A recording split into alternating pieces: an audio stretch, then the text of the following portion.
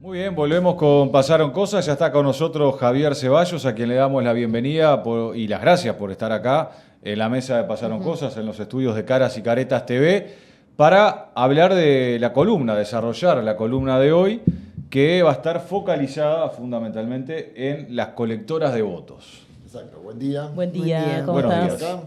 Bueno, un gusto. Propongo que la columna de nombre Babel hoy tenga un subtítulo que es las colectoras de votos, ese oscuro objeto del deseo. Y al final vamos a tratar de por qué relacionar este nombre de la última película de Buñuel, de los años 70, 77, qué tendría que ver con este modo de captar votos en las elecciones uruguayas. Estoy intrigada. Sí, tiene una vuelta de tuerca interesante. El punto es, se ha puesto en discusión, primero se ha puesto en discusión porque es exitoso. O sea, porque si fracasara nadie haría ningún problema. Ese es lo primero. Y si funciona, hay que empezar a discutir solo por el hecho de que funcione. ¿Está bien? Esa es una primera cosa. La segunda es, yo no he encontrado a ningún político de derecha que se lo cuestione. El tema es que la derecha dejó de hacerlo en parte porque su modus operandi histórico del siglo XX terminó derivando en tratar de, con un criterio, digamos, inteligente, de aplicar cuestiones de marketing a fortalecer grandes listas. Los Colorados, la 15, la 14, la propia 99 de Michelini, que La después 10 fundador. ahora de Pedro, ¿no? Ya en el siglo XXI también fue claramente con una aplicación muy concreta, pero a fortalecer números y números de lista. Bueno, el caso de la 609 es Sí. espectacular. La de la 71 también. Y a su vez, claro, la 71, los partidos tradicionales eran partidos policlasistas que a su vez capturaban más del 80, a veces el 90% de los votos. Entonces, no se preocupaban, los capturaban con distintos esquemas. Una política macro, digamos, y después una micro de cercanía. Pero después eso fue derivando en el fortalecimiento de grandes marcas dentro de cada partido. Y la vida los pasó por arriba, fueron perdiendo ese electorado, o sea, es un proceso que todos más o menos conocemos, y fueron perdiendo ese enorme electorado que lo mantenían y se alternaban a veces, y murieron, digamos, en el sentido político de la merma de su electorado con ese sistema. Sin embargo, lo que surge ahora, en los últimos años, es algo distinto, y que creo que nos obliga a pensar y a preguntarnos cosas. Para explicar el fenómeno el Uruguay tiene un sistema de la Corte Electoral, aplica un método para asignar las bancas. En el caso a la Cámara de Senadores y a la Cámara de Diputados. En diputados no se permiten los sublemas. Entonces, en el Senado sí. ¿Por qué? Esto cambió en el 96, o sea, con la reforma del 96, Claro, sí. que viene a ser la Constitución del 97. Porque se vota y después se aplica y el año de la Constitución es distinto a la reforma que la votó. El método que usa la Corte se llama, hay discusiones cómo se pronuncian, yo todavía no me queda claro, pero es un belga Victor de Hont o Don't, porque nosotros tendemos a que cuando nos encontramos una H que abre algo es muda, pero en realidad parece que en Bélgica se pronunciaría de Hont o algo así. Entonces, ese es el método, que es un método para asignar bancas en un sistema proporcional de reparto de bancas. Y lo hace con una compleja asignación de cocientes, decrecientes, en función de los restos de los votos. ¿Por qué? Porque, por ejemplo, al Senado, las listas que se juntan en un sublema juntan votos para un senador. Exacto. Acumulan. ¿Por qué? Porque esta es la forma de hacer rendir más.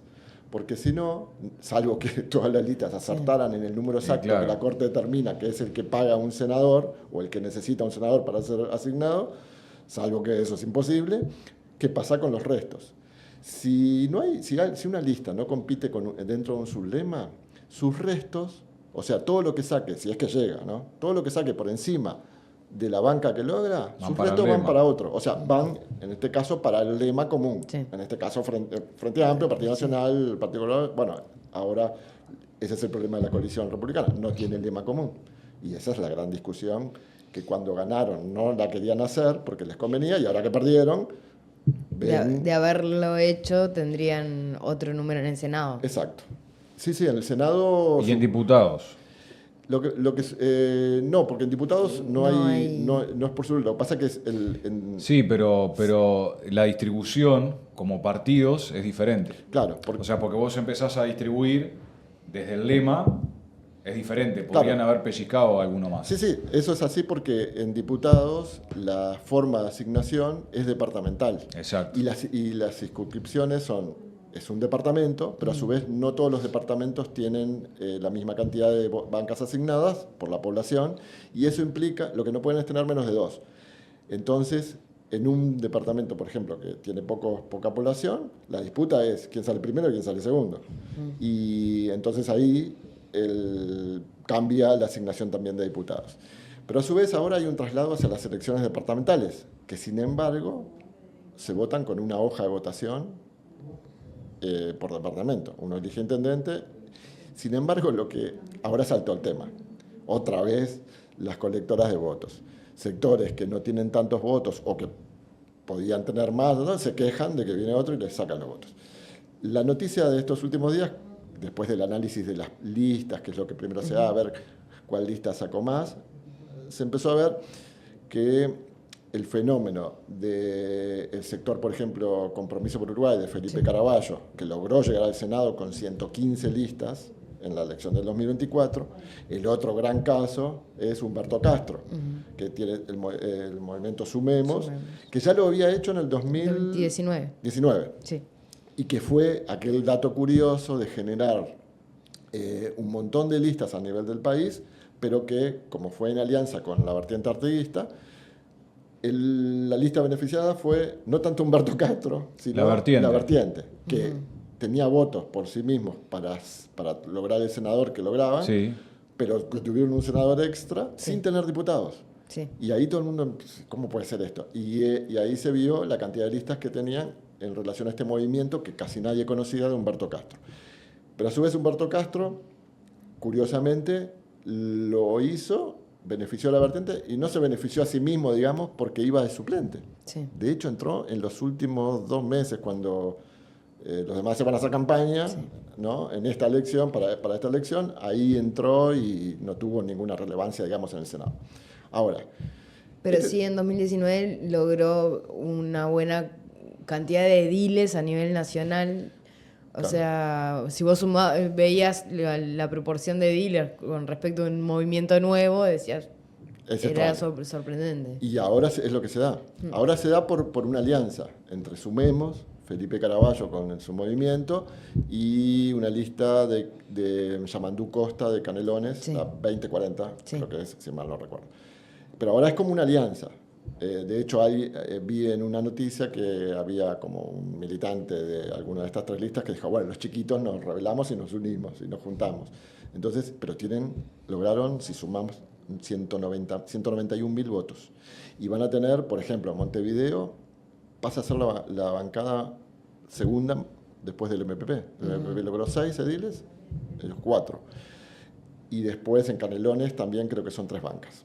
Sacando esos datos, que a su vez, como está todavía el escrutinio primario y hay posibilidades de algunas modificaciones, creo que lo mejor es analizar el fenómeno de estas colectoras en otro sentido, en el sentido de hacerse preguntas. Por ejemplo, si la estrategia es un Senado común, como hacen tantos sectores y partidos, ¿cuál es el problema? Bueno, el problema acá está en que se abren un montón de listas. En el caso de Humberto Castro, en la elección del 2024 de octubre, en alianza con la Amplia, llegaban a 438 listas en todo el país. Eso implicó, por ejemplo, que el Frente Amplio duplicara prácticamente su cantidad de listas de una elección a otra. Eran 400 y pico, casi 500. En el 2019 pasó a 900 y pico. Entonces, la pregunta que hay que hacerse es, ¿por qué alguien juntaría votos sabiendo que sus candidatos que está votando allí no van a llegar a ningún lado? Porque todos los candidatos a diputados juntan muy poquitos votos. Sí. Y es imposible que a nivel departamental lleguen a una banca. Todos trabajan para el Senado de otra persona. Entonces, y cuando digo persona acá, creo que está un poco el meollo del problema. Estamos atrás de un fenómeno de personalismo, de representación de una persona. Hay que recordar que las bancas en Uruguay se asignan a las personas, Sí. pero, o sea, a las personas electas. Pero lo que voy es, ¿qué nivel de representatividad se tiene después? ¿A quién representan? Y sobre todo, ¿qué representan? O sea, ¿cuál es su actuación política después de ser electos en relación a esas bases que han dispersado por todo el país? Una pregunta a hacerse. Otra es, este sistema, el año pasado escribí en Caras y Caretas un par de notas respecto a esto, antes de la elección, tomando en cuenta lo que había pasado en la interna y viéndolo cómo se perfilaban los sublemas para octubre. Y le llamé, un poco jocosamente, el hombre que calculaba, que era la forma de asignar a la búsqueda de un camello, del famoso cuento, en el Senado. Ahora, después traté de analizarlo desde el punto de vista de las colectoras, y la pregunta que surge ahí es, ¿por qué? ¿Cuál es el nivel de transparencia y de opacidad en el sistema electoral? Claro. Tanto para a quienes eligen y quiénes son los que votan por esas opciones, y después, ¿cuál es su relación con esos representantes? A eso yo le llamo como una estrategia de capilaridad que la izquierda empezó a usar. O sea, el gran fenómeno se da en el Frente Amplio. Hay algunos intentos ahora de algunas listas en los partidos tradicionales. Y Javier, en esto de las preguntas que vos planteabas recién, es claro el beneficio que tiene quien acumula los votos, ¿no? Supongamos que Javier va al Senado con un lema y un sublema, y nosotros somos estas listas que juntamos los votos para vos. Para vos el objetivo o el beneficio es claro, poder salir electo senador de la República. Pero para los colectores de votos, ¿cuál es el beneficio? Claro, hay que preguntarse. Todo eso tiene una logística, tiene costos. ¿Qué motiva a hacer eso? Entonces, en declaraciones interesantes de Felipe Caraballo en estos días, habla justamente de que es una forma de participación distinta. Y yo creo que ese tema es interesante de analizar y después de ver, pero claro, con una condición. Si somos capaces de criticar algún método, alguna forma de acción, ¿no? Que sea válido para criticar todo el funcionamiento de todos, ¿no? O sea, si yo lo que veo es que hay como una moda de empezar a reaccionar contra este método que funciona. Y segundo, frente a eso me hago una pregunta. ¿Qué sucede si alguien viene, no Caraballo, no Humberto Castro, pero que podrían decirlo, y dice, che, ganamos por 100.000 votos la elección? En realidad el Frente Amplio, esa es la diferencia entre votos, en realidad el Frente Amplio ganó por 50.000 votos, porque si 50.000 votos cambian de bando en el balotaje, estamos empatados y por 1 o 2 perdemos. Entonces quiere decir, la diferencia es menor en ese sentido. Y si alguien viene y dice, che, mira que los votos que nosotros juntamos no los junta más nadie. A donde llegamos nosotros, o a donde llego yo, en esta cosa de personalismo, no llega nadie. Y por algo los tengo, porque si no lo tendrían otros. Y quiero ver qué pasa si con esos votos vos das vuelta a una elección. Pasan a ser importantísimos, sobre todo porque vos no llegás de otra manera. Entonces esa capilaridad pasa a ser trascendental. Ahora, esa capilaridad realmente es participación. Obviamente que esa gente participa, arma una lista, elige quiénes van en la lista, militan, juntan puchitos de votos. Hay listas que juntan cientos de votos. Pero terminan acumulando en toda esa gran suma. Ahora, ¿por qué lo hace esa gente? Entonces la pregunta es, alguien podría decir de una manera muy mezquina, ahí algún interés tiene que haber. Y ahí yo creo que es sumamente diverso y hay que empezar a analizar ese tema en más profundidad. Ahora, lo que a mí me interesa es la participación. Claro. Y la participación, y lo vamos a decir en términos de la izquierda, que es donde interesa, porque la derecha no se cuestiona la participación de sus bases, ni los condicionamientos de sus promesas y después qué es lo que hacen o no, salvo con grandes sectores económicos a los que les brindan grandes negocios. Pero desde el punto de vista electoral, para la izquierda es esencial la participación. O sea, lograr, y ese es un gran debe. ¿Un gran debe por qué? Porque es muy difícil. O sea, es difícil que en la sociedad la gente participe. Y si nos quedamos cómodos, lo que vamos a promover es un sistema de o personalistas o incluso Claro. a nivel partidario y de sectores de élites, que son las que después dirigen todo, y que los electores son simples electores que votan cada Sí. 5 años. Y Javier, en esto que vos ponías de cómo se construye esa capilaridad, ¿has podido ver o identificar? Claro, es muy variado, porque si estamos hablando de 400 y pico de listas, ¿qué perfil tiene esa persona, por ejemplo, que encabeza una lista en, no sé, en Montevideo y que está, por lo que yo más o menos vi, está más vinculado o asociado a un territorio, a un espacio más pequeño? Puede ser un referente barrial, puede ser un referente territorial, puede ser un familiar. ¿Has podido incursionar en eso? ¿En No. qué perfiles tienen esas Me personas? he encontrado justamente con posturas muy variadas y lo que me interesa es, yo creo que debemos investigar y ahondar, investigar en el buen sentido de la palabra. Sí, claro. O sea, aprender sobre una realidad nueva, pero a su vez, obviamente, hay sectores del Frente Amplio que están planteando en términos muy duros esto, de que esto no se puede permitir. Sí. Y otros que lo ven como algo que funciona, es parte de la legalidad, es parte del sistema y de cómo se acomodan los zapallos en el carro cuando caminan, cuando marcha el camión. Entonces, yo creo que sin duda es un tema a debatir. En su momento, las declaraciones de Fernando Pereira el otro día, creo que fue en Radio Sarandí, fueron muy ilustrativas cuando le pidieron que el Frente Amplio tenía que Sí. discutir esto ya, y Fernando dijo, bueno, yo cuando bailo al ritmo de la música, no voy antes. Ni antes A ni después. destiempo, claro. Claro. Entonces, pero el Frente Amplio no puede ir a una próxima elección sin debatir esto en Sí, profundidad, claro. en el sentido de la relación que debe haber entre las prácticas, la teoría, la práctica, las buenas prácticas, y a su vez un sistema que tiene que transparentar también hacia los ciudadanos. Todos tratamos de hacernos preguntas en relación a la gente que forma estas listas, pero también habría que preguntarse, ¿qué piensan los que votan esas listas? ¿Y por qué lo hacen? Entonces, lo más probable es que yo lo único que tengo un poco de intuición por algunas cosas que he conversado con alguna gente, me resulta un fenómeno que tiene mucho que ver con eso que en la política también en las últimas décadas ha empezado a ser más importante, que es lo local. Frente a fenómenos enormes de globalización, lo local empieza a veces a emerger como dos platos en la balanza que se mueven.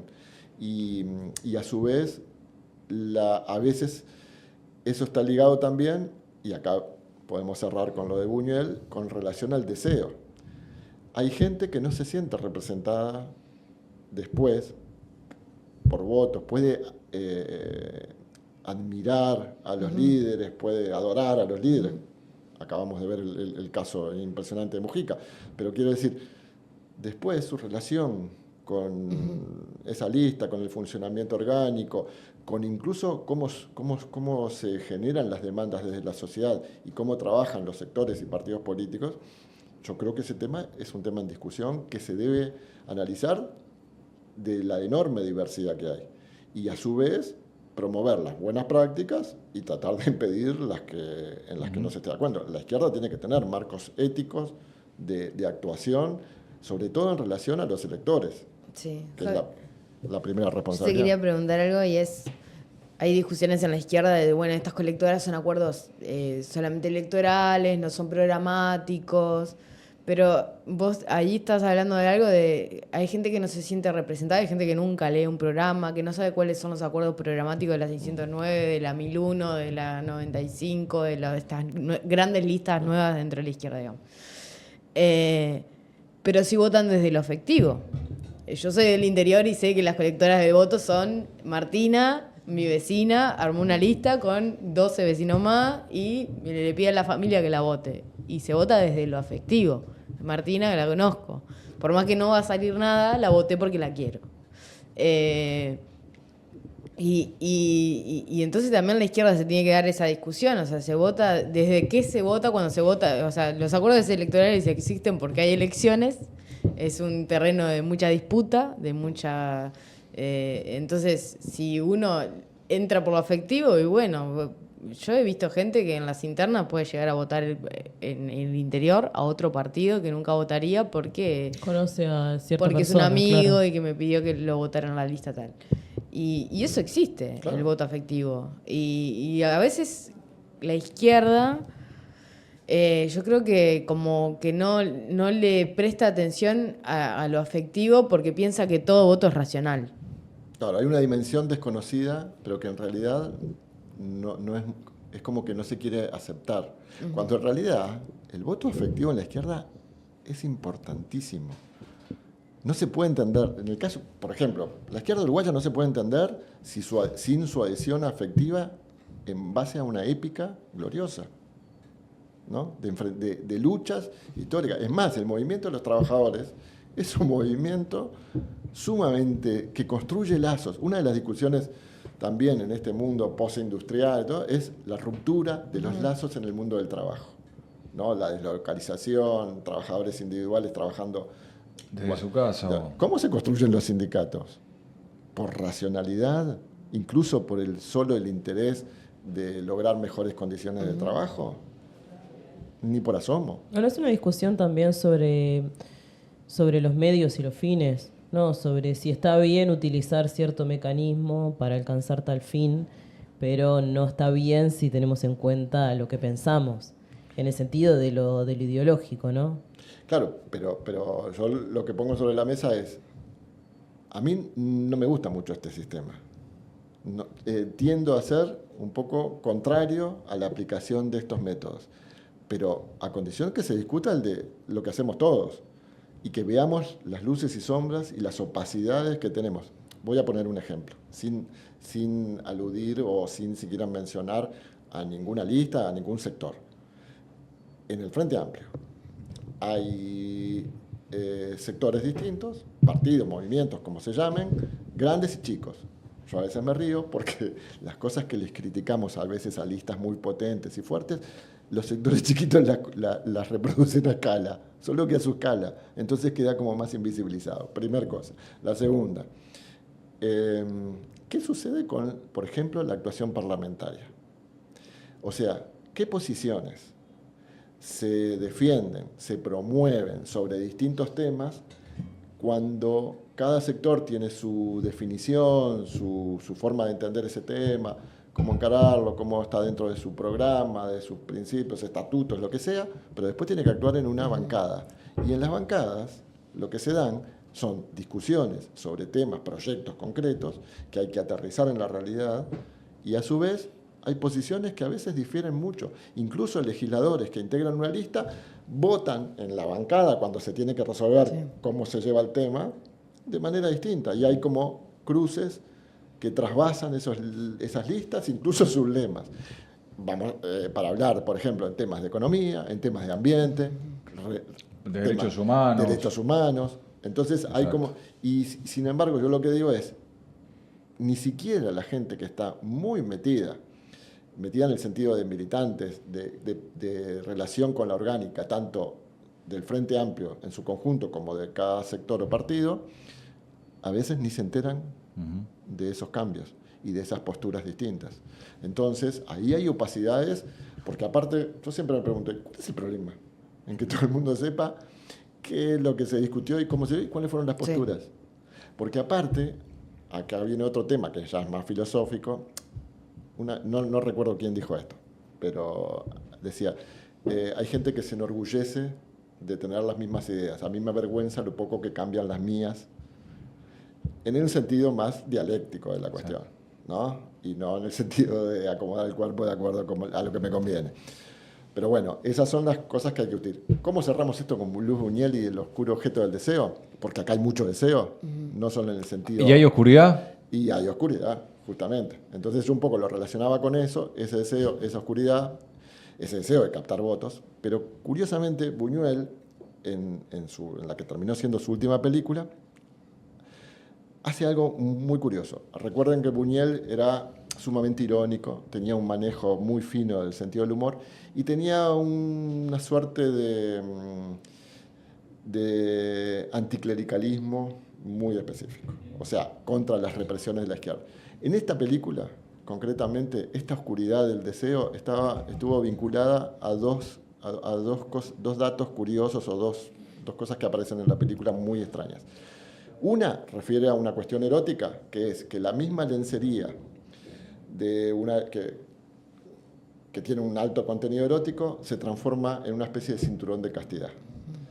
Y esto tiene que ver con esta cosa del deseo, en el caso de los votos, de quiero los votos, pero quiero poner cinturones de castidad para que otros no los usen porque me ganan. Y el otro aspecto es que, curiosamente, Buñuel, no se sabe muy bien por qué, parece que no pudo conseguir a la actriz que quería, y terminó utilizando para el mismo personaje dos actrices distintas, Carol Bouquet y Ángela Molina, en sus primeras experiencias en el cine. Eso nos lleva a que ese personaje dual, que el público no sabía por qué aparecía una y otra, claro, y se generaba todo ese juego, y acá un poco uno termina votando una cosa y después aparece otro, termina sentado en la banca, está muy lejano a ese que uno votó por cercanía, claro, como vos decías, y te aparece otro nombre. Entonces, eso yo creo que pone en juego las complicaciones de esto, la complejidad y qué cosas habría que debatir en temas de principios y de acción política. Muy bien, vaya alegoría. Columna. Importante valoraciones que ha hecho hoy Javier Ceballos en su columna Babel con esta explicación y también con opiniones acerca de lo que son las colectoras de votos. Así que, Javier, te agradecemos muchísimo nuevamente la presencia aquí en Pasaron Cosas. Será un placer volver el jueves que viene. Muy bien, el jueves que viene esperamos a Javier y decirles que vamos a la pausa, pero no se vayan porque vuelve Alex Laluz con una entrevista a dos jóvenes raperos que participarán en el festival Canciones de Otoño, así que no se pierdan la entrevista que va a estar conducida por Alex Laluz. La amistad tiene la honestidad por virtud y es auténtica, porque prioriza la confianza por sobre todas las cosas. Caras y Caretas, una voz amiga. Suscríbete ahora.